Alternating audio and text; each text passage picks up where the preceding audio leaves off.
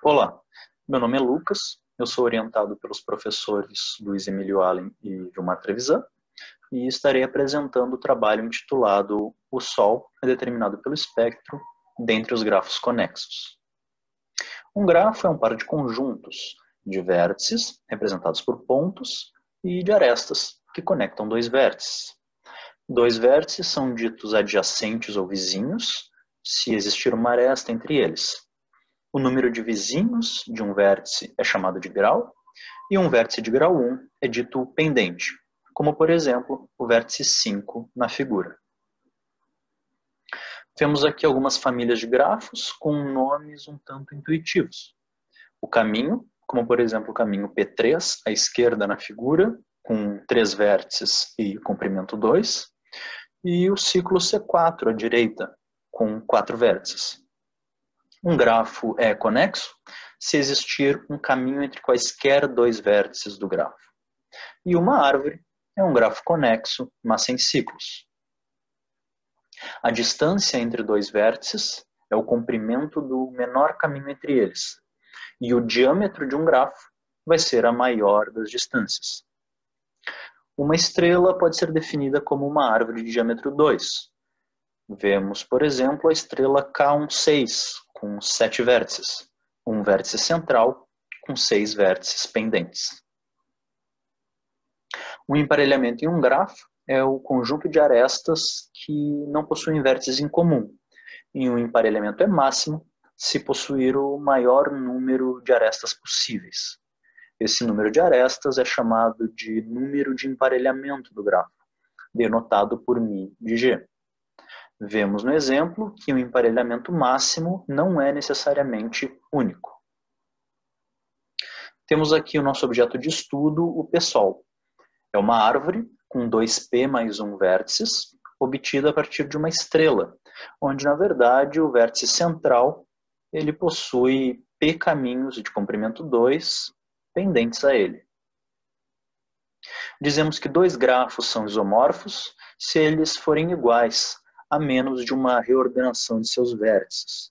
Vemos no exemplo que os grafos são apenas desenhados de forma diferente, com os vértices com nomes trocados, mas eles são essencialmente o mesmo. Dado um grafo, nós podemos associar uma matriz a ele.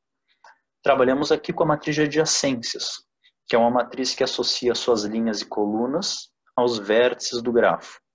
A entrada UV da matriz vai ser igual a 1 se os vértices U e V forem adjacentes e será igual a 0 caso contrário. Quando falamos no espectro de um grafo, estamos nos referindo ao espectro de sua matriz de adjacências. E a multiplicidade do alto valor 0 é chamada de nulidade do grafo, denotada por eta de G. Nós dizemos que um grafo é determinado pelo espectro se não existir nenhum outro grafo não isomorfo, mas com o mesmo espectro. Se existir tal grafo, então ambos são ditos parceiros coespectrais, como, por exemplo, os dois grafos na figura.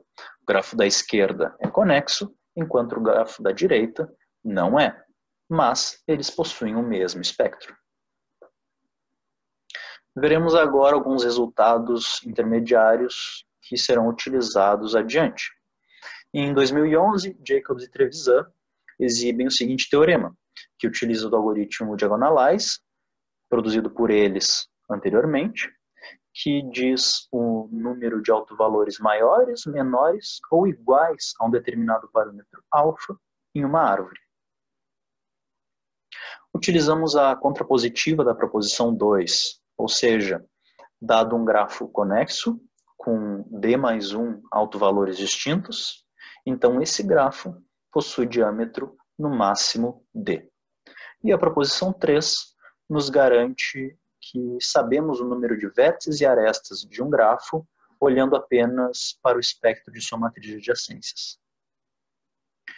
A proposição 4 nos diz que um grafo conexo com n vértices e n menos uma arestas tem que ser uma árvore, enquanto que a proposição 5 estabelece uma relação entre a nulidade de uma árvore e o seu emparelhamento máximo. Utilizamos também a noção de árvores de diâmetro 3 e 4. Uma árvore com diâmetro 3 pode ser pensada como duas estrelas conectadas pelos seus centros por uma aresta. Conseguimos mostrar o resultado seguinte. Existe apenas uma árvore com diâmetro 3 em nulidade 1, representada aqui na figura. Observamos que essa árvore possui exatamente 5 vértices.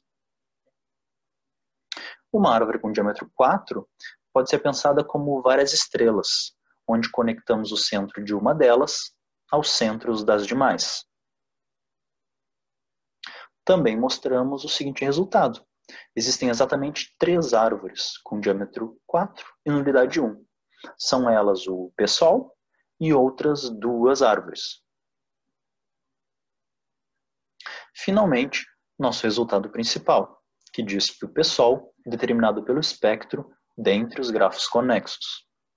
Vemos que os autovalores 0, mais ou menos raiz de P mais 1, possuem multiplicidade 1, enquanto que os autovalores mais ou menos 1 possuem multiplicidade P menos 1. Observamos aqui que se P for igual a 1 ou 2, o P-Sol nada mais é que o caminho P3 ou o caminho P5. Portanto, vamos utilizar valores de P maiores ou iguais a 3 em nossa demonstração. Veremos agora as ideias principais utilizadas. Como o P-Sol possui n vértices e n-1 arestas, qualquer grafo conexo coespectral deve ser uma árvore. Portanto, supomos por absurdo que exista tal árvore. Como essa árvore possui 5 autovalores distintos, seu diâmetro é no máximo 4. A única árvore de diâmetro 1 é o caminho com 2 vértices, e as árvores de diâmetro 2 são as estrelas. É conhecido que tanto o caminho quanto as estrelas são determinados pelo seu espectro, portanto, não nos preocupamos com elas. Vimos no lema 6 que só existe uma árvore com diâmetro 3 e nulidade 1, mas ela possui 5 vértices. Como supomos que o valor de P é maior ou igual a 3, a nossa árvore em questão deve ter pelo menos 7 vértices. Falta, portanto, verificar se a nossa árvore é alguma das duas do lema 7, com diâmetro 4 e nulidade 1. Para tanto, analisamos a multiplicidade do autovalor 1 nas árvores em questão.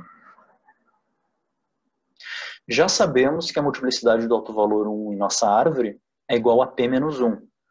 Escrevendo em função do número de vértices n, é igual a n menos 3 sobre 2.